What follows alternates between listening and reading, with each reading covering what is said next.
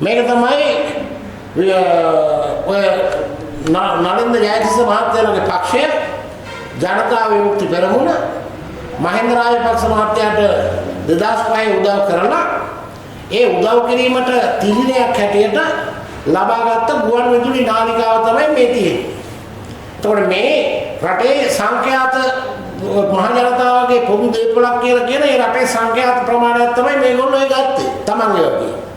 ඒක අරගෙන මේක විශාල මුදලකට ඔය විකුණපු පක්ෂයේ කණ්ඩායම තමයි දැන් මේ කියන්නේ මේ ජනතාවට අයිති පොදු සංඛ්‍යාත අවභාවිතා කරන එක වැරදි කියලා. ඉතින් මොකද්ද අවභාවිතය?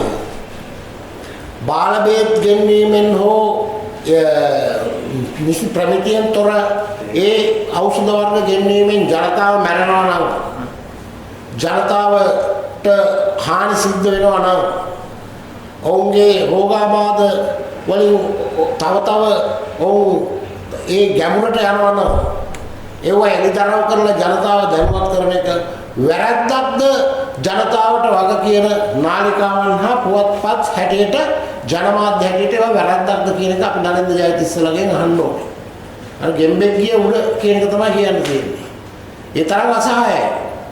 කෙහෙලියරම් පැලලා මේවා කරනකොට උඩ දදා කලපුවාට දැන් මේ ගැන කතා කරනකොට දැන් ඔය විද්‍යුත් නාලිකාවක් දෙකක් එල්ල කරගෙන මේ කතා කරන්නේ.